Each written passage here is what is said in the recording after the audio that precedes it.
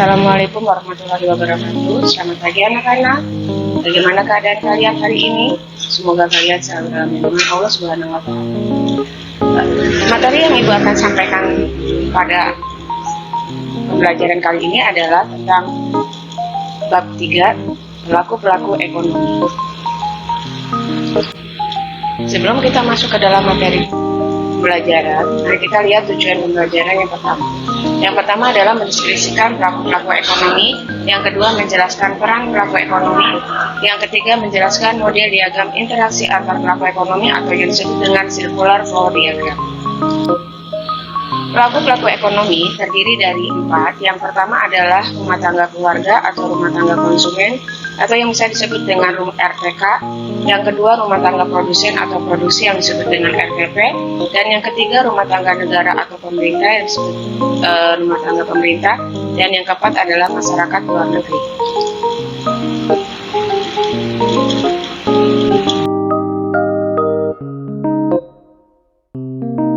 Kita masuk ke yang pertama, tentang rumah tangga keluarga atau rumah tangga konsumen, di mana peranan dari rumah tangga keluarga adalah sebagai konsumen, membantu kelancaran peredaran barang dan jasa, pemilik faktor-faktor produksi, penerima pendapatan barang jasa faktor produksi atau sewa, di mana faktor produksi itu di dalamnya ada sewa, upah, bunga, dan laba, berperan menaikkan dan menurunkan harga faktor-faktor produksi, dan membayar pajak. Dan kita lanjut, yang kedua adalah peran pelaku rumah tangga produsen atau RTP atau juga disebut dengan rumah tangga perusahaan. RTP adalah kesatuan yuridis dan ekonomis dari faktor-faktor produksi yang bertujuan mencari laba atau memberi layanan kepada masyarakat. Ini kita lihat dapat dibedakan ada 2 perusahaan, yaitu perusahaan milik negara dan perusahaan milik swasta. Di mana perusahaan milik negara itu ada contohnya Pertamina dan swastanya adalah Astra Internasional.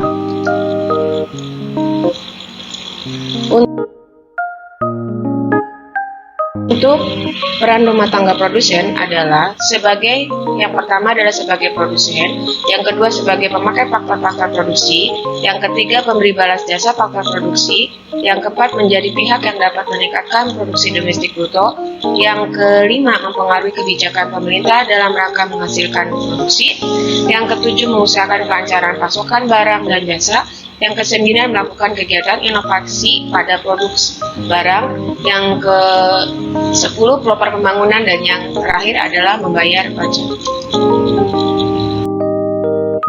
Kita masuk ke yang ketiga adalah rumah tangga negara atau disebut rumah tangga pemerintah.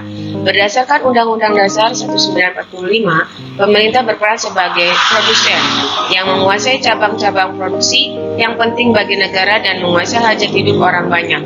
Contohnya adalah perusahaan Pertamina.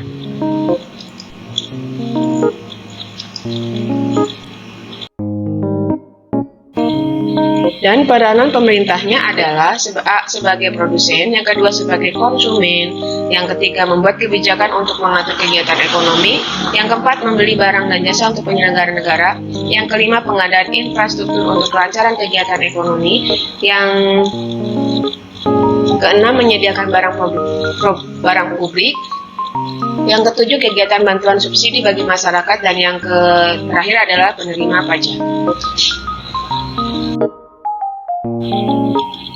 Dan yang terakhir adalah tentang masyarakat luar negeri, di mana masyarakat luar negeri ini adalah hubungan dengan masyarakat luar negeri yang terwujud misalnya dalam kegiatan ekspor dan impor.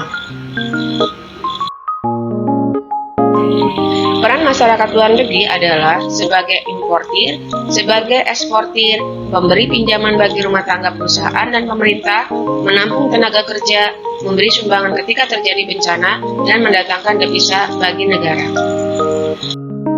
Nah, kita akan melihat dari model diagram interaksi antar pelaku ekonomi atau circular flow diagram.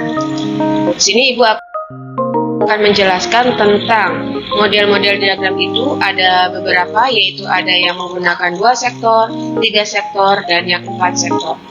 Yang pertama, Ibu akan jelaskan tentang model diagram sederhana 2 sektor, di mana ada rumah tangga konsumen dan rumah tangga perusahaan. Rumah tangga keluarga di sini akan memberikan faktor produksi kepada rumah tangga produsen, di mana faktor produksi itu terdiri dari sumber daya alam, sumber daya modal, sumber daya manusia, dan skill. Keempat faktor produksi tersebut kemudian nanti akan diproses atau diolah di rumah tangga produsen.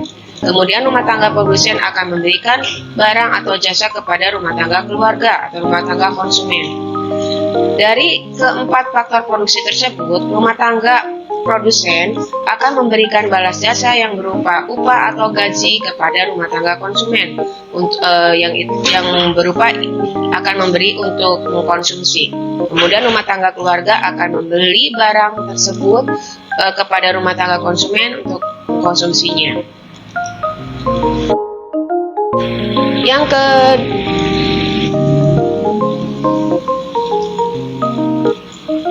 kedua itu adalah siklus ekonomi 3 sektor.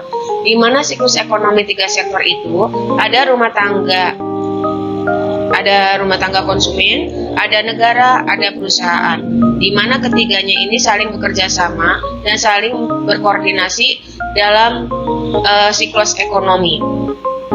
Dan Ibu akan menjelaskan tentang siklus ekonomi yang 3 sektor ini adalah di dalam rumah tangga negara, di mana rumah tangga negara ini akan menerima pajak dari perusahaan atau rumah tangga perusahaan dan pajak dari rumah tangga juga. Kemudian dari negara juga akan memberikan pelayanan fasilitas kepada RTP atau rumah tangga produsen dan RTK kepada rumah tangga konsumen, memberikan balas jasa yang berupa fasilitas-fasilitas. Kemudian yang terakhir adalah siklus ekonomi 4 sektor, di mana siklus ekonomi 4 sektor ini ada rumah tangga konsumen, rumah tangga perusahaan, negara, dan rumah tangga atau masyarakat luar negeri. Di mana siklus ekonomi 4 sektor ini berperan yang paling penting adalah masyarakat luar negeri.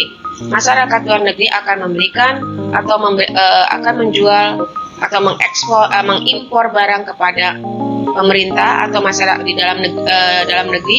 Kemudian dalam negeri juga akan mengekspor barang ke masyarakat luar negeri.